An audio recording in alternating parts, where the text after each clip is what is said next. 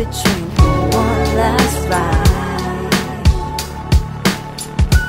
From Studio One, welcome to this Friday, June the 30th edition of the Ringside Report. I am Ryan Young. Joining me on the phone, as always, the king of controversy, Anthony Smoody. Smoody, how are we doing on this Friday? Good. It's the last day of June. It is. Of course, we're off next week, so we can celebrate that. It's also, I'm wearing my suit coat. I'm going to try to dress a little more fancy for Friday shows because, of course, we're looking back. It's the best moments. We're going to have one in the next segment, so I should class it up a little bit, right, Smoody? Yeah, you should. You ready to recap everything? Yeah, let's recap everything. Oh, let's start with Smackdown. That's on Tuesdays. Yeah, that was some controversy at the end. It was. That was on my birthday. Daniel Bryan comes out. Carmella. They start going back.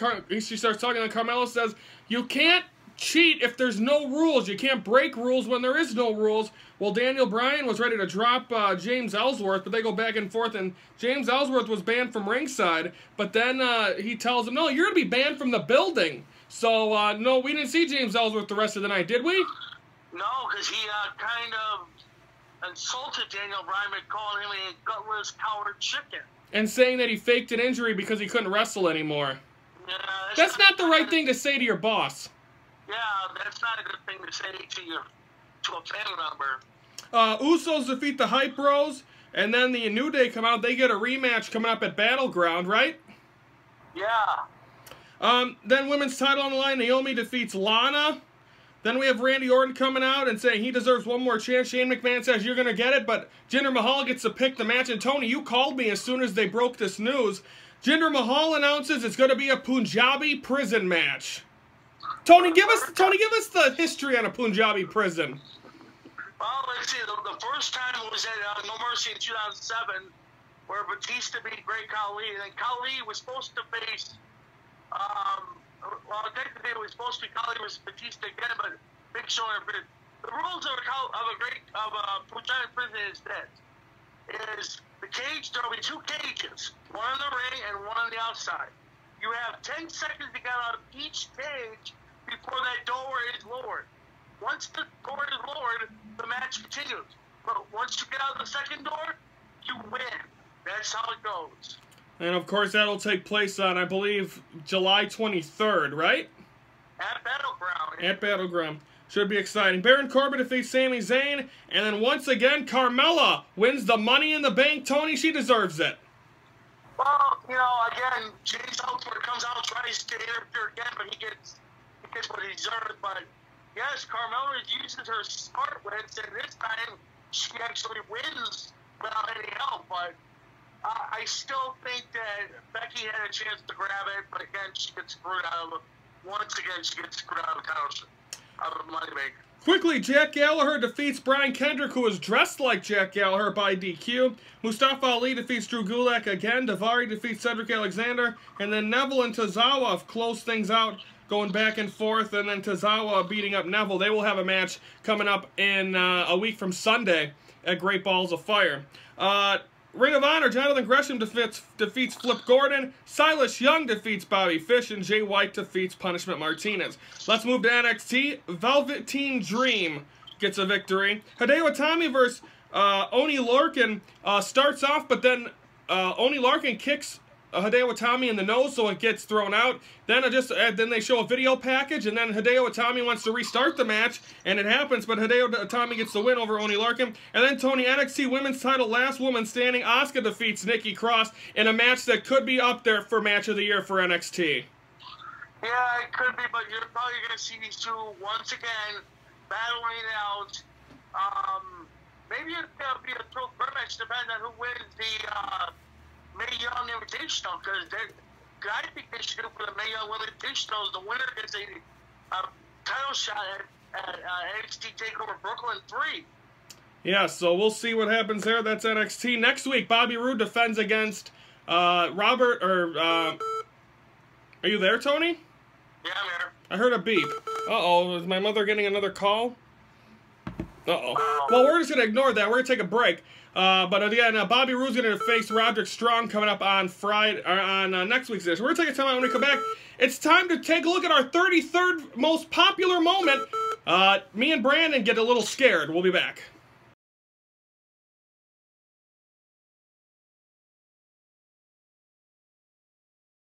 All right, we're back here on the Ringside Report.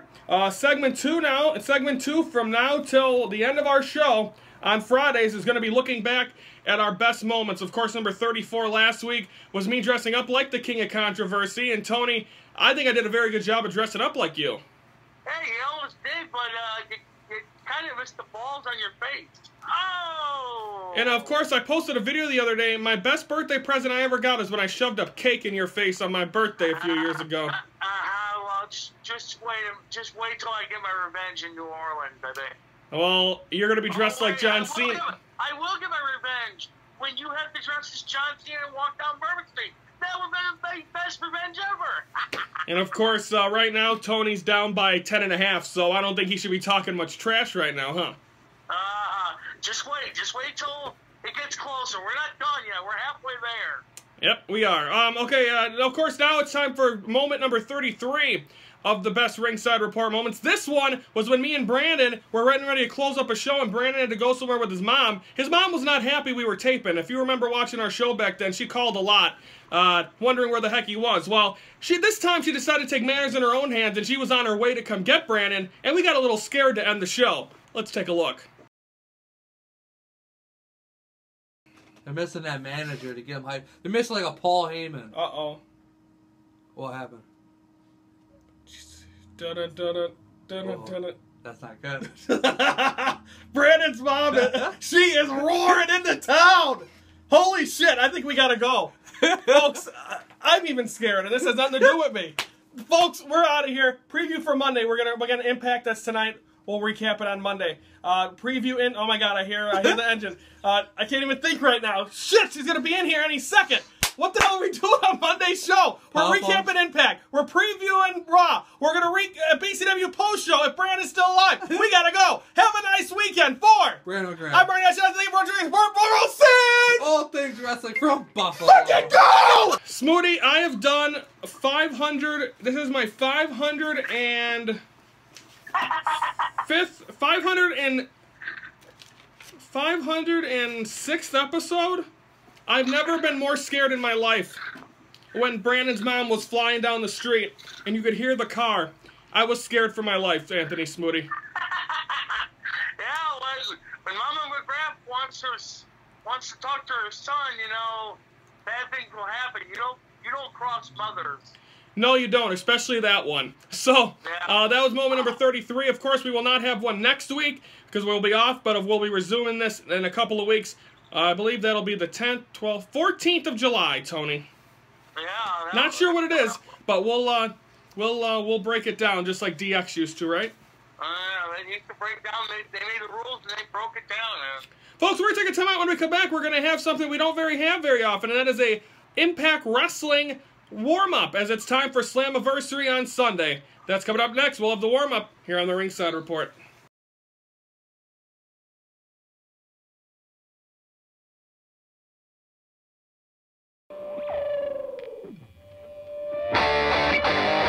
Alright, folks, it's now time for the Slammiversary warm-up here to close out the show.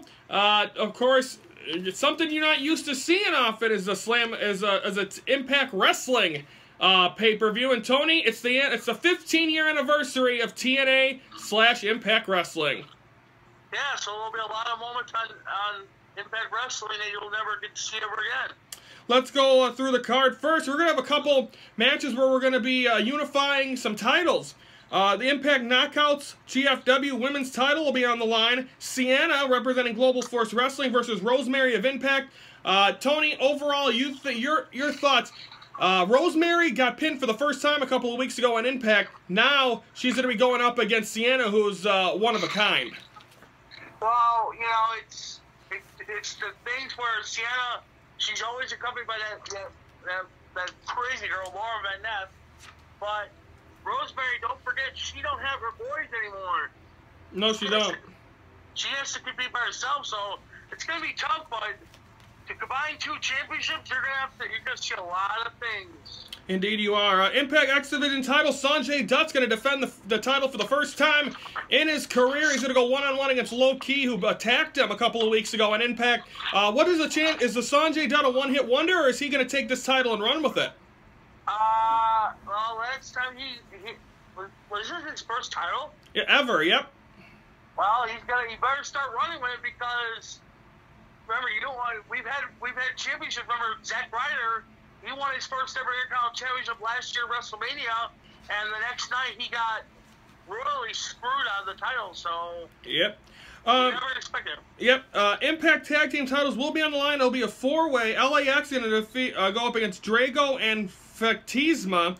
Also, a couple other tag teams. Tony, do you pick LAX, or do you have one of the other teams winning it?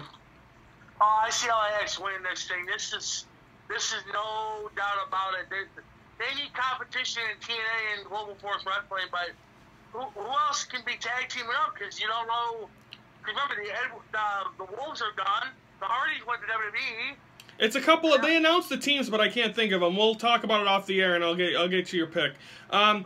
But okay, then your next match you have Eli Drake and Chris Adonis going up against Moose and former NFL running, or he might be current. Is he still on a team? I believe so. D'Angelo Williams. How are you expecting in his pro wrestling debut coming up on Sunday? Well, D'Angelo Williams, he needs to pick a victory, but I don't think you're gonna beat Chris Adonis and Eli Drake, dummy. Yeah. I hope Eli Drake gets a victory because I really, really want to see him get a push at a world title. Yeah, I want to see him do something because the last time he had pushed for the title, he didn't win a match. So no. Joseph Park and Jeremy Borash versus Scott Steiner and Josh Matthews. This is the match that I think Slammiversary is kind of surrounding themselves around. Announcers, wrestling. What are the chances? It's going to be Scott Steiner is the only guy with. I mean, technically Joseph Park is Abyss, so you're going to probably see them two being most of the match. But what's going to happen, Tony, when Jeremy Borash and Josh Matthews get their hands on each other in a match? They're going to probably Josh Matthews going to run around, be on the phone, talking to each other. I think the Pope's going to interfere.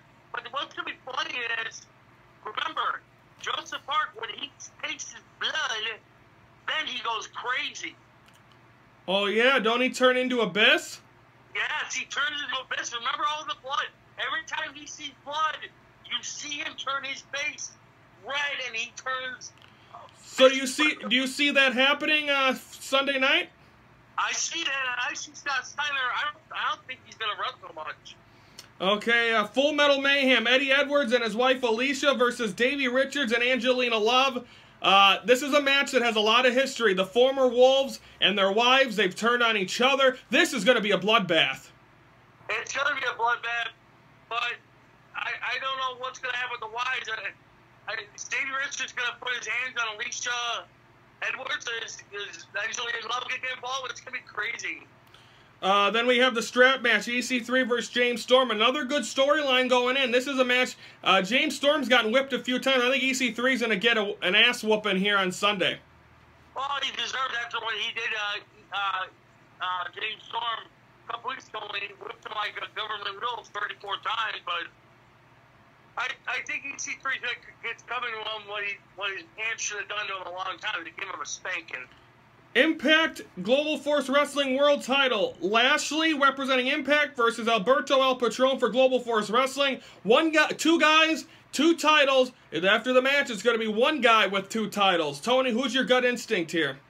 Well, I don't know. I thought Alberto El Patron's with the win, but with that controversy over Paige and everything, I think she's going to show up and be at ringside, first of all. And then, secondly... I thought she broke up. I thought they broke up. No, that was a false rumor. There's somebody went up the page and put a false rumor against her and Alberto El Patron. Okay, Tony, it's time for predictions. Oh, by the way, that tag team match. Yeah. It's Drago El Humo, Fantasma, Namiya, Bergen, Chitiri, Muda versus Laura Kid, and Garza Jr. So it's like Japanese wrestlers. Laredo Kid and Garza Jr. have been on there a few times. But okay, let's time for predictions quickly. I have 69. Tony has 59.5. Let's start off Impact Women's Global Force Wrestling title. Knockouts in women's title. Sienna or Rosemary? I'm going with Sienna. I think she's going to win both titles. Okay, I'm going to go Rosemary. X Division title, Sanjay Dutt, low key. I'm going to go with low key. I think he's going to regain his title. I'm going to go Sanjay Dutt. Tag titles, are you going LAX or the field? I'm going LAX. Okay, I agree with you. Moose and D'Angelo Williams versus Eli Drake and Chris Adonis? Eli Drake and Christopher Adonis. What was the last one you picked in that takedown match? I got LAX. Okay. Then I also agree with you with Eli Drake and Chris Adonis. Joseph Park, Jeremy Borash, Scott Steiner, Josh Matthews. I'm going with Josh Matthews and Scott Steiner. Ooh. Part of me wants to do that, but I want to go against you. I'm going to go Park and Borash. Full Metal Mayhem, Edwards and Alicia versus Richards and Love. I'm going to go with Davey Richards and Angelia Love. They got the victory over Eddie Edwards this time, so I think it's going to happen. I'm going to go Edwards and Alicia. Strap match, EC3, James Storm. EC3. I'm going to go James Storm. Finally, world title, unification, Lashley, El Patron. I got Lashley. I think he's done it before, winning 3 titles. I think he can do it again with 2 titles. Okay, I'm going to go El Patron. So, that is the warm-up. We will not have a wrap-up until a week from Monday, because we're off next week. We will also have a Great Balls of Fire wrap-up, no warm-up. We'll make our picks when the card becomes, and then we'll have a wrap. That'll all be on Monday, July 10th show. Everyone have a great 4th of July week. And Tony, have a good week, and don't have too many barbecues. Yeah, and you don't lose your voice by the time we get to after the Great Balls of Fire. I don't want to do the show. Don't worry, Tony. I'll be fine. For the King of Controversy, I'm Ryan Young, saying thank you for watching the Ringside Report, your front row seat to all things wrestling.